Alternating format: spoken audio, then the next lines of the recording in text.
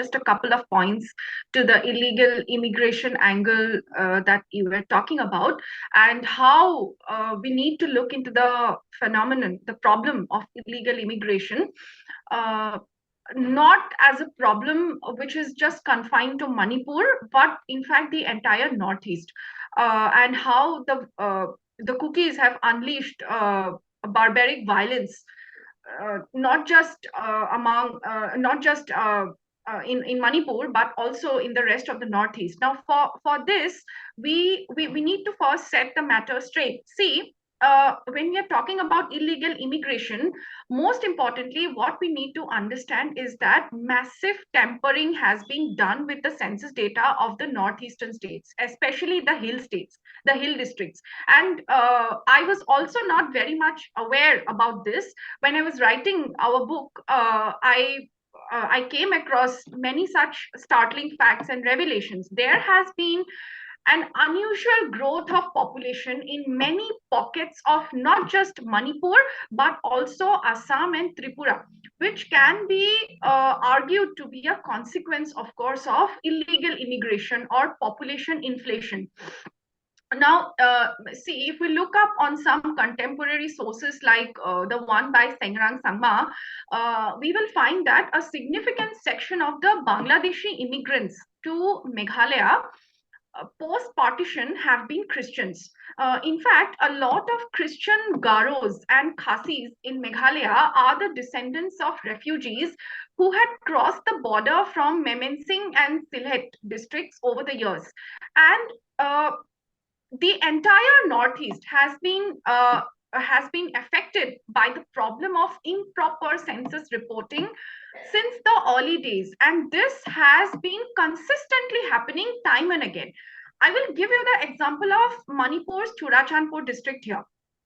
Now, Churachandpur had a higher growth rate of its population than even Bihar during the period 1991, from 1991 to 2001. The population growth rate of Churachandpur was higher than even Bihar during this period, despite most of Churachandpur's population living around the district capital.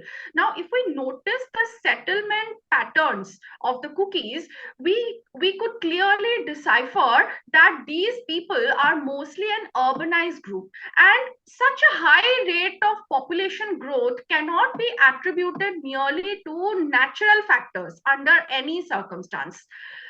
If we look at Aizawl, which is the capital of Mizoram, Aizawl also shows unnatural growth patterns in its population.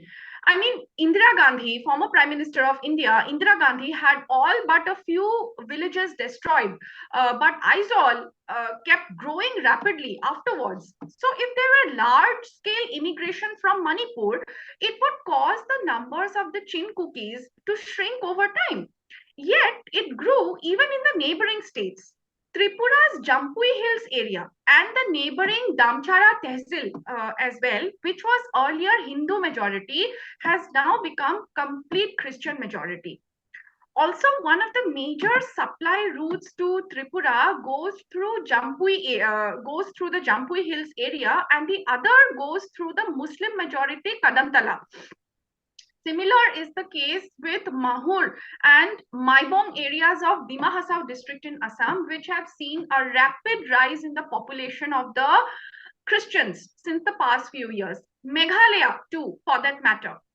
The cookie population of Meghalaya also has seen a rapid increase in the last 3 decades alone. In Mizoram, the problem is that the cookies assimilate into the Mizo identity very easily. Like, for example, a person from the Lai community living in say Launtlai, living in the Launtlai town of Mizoram, and this person from the Lai community, he would normally identify himself as a Lai when he's in the town of Launtlai, but he would become a Mizo upon moving to Aizawl. Okay, so now these people, these same Lais are known as Hakka Chins in the Chin state of Myanmar, where they are the largest tribe.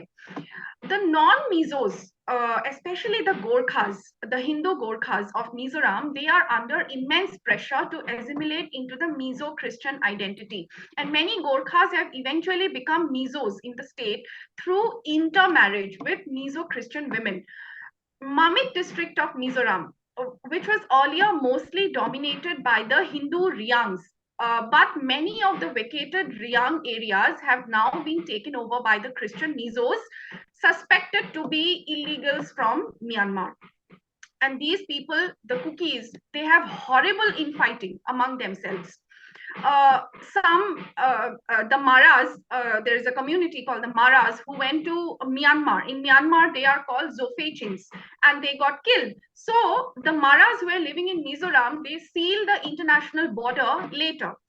And unfortunately, how much immigration has been taking place, I mean, the scale of the immigration, we are still not able to decipher because Myanmar has not released any data on the different ethnicities inhabiting the country. Myanmar does not conduct regular censuses.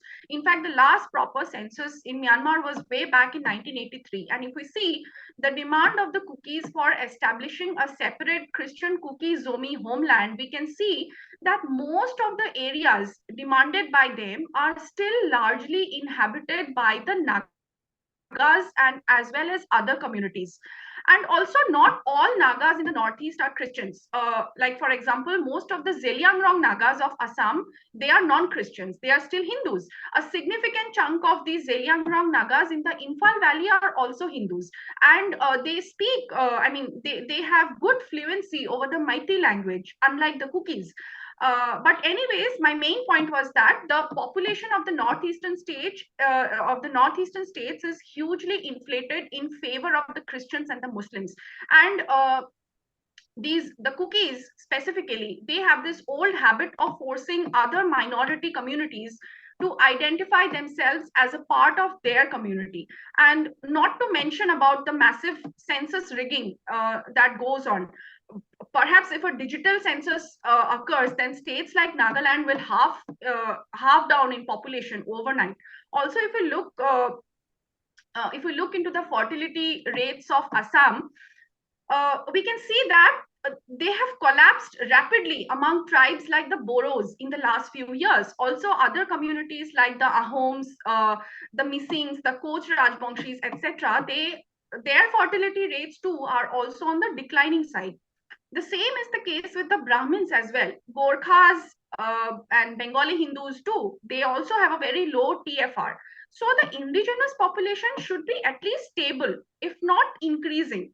But what we see is it is only the population of the Muslims which is expanding. Same is the case with Arunachal as well, where the tribal population is doubling after every 15 years, despite a low TFR.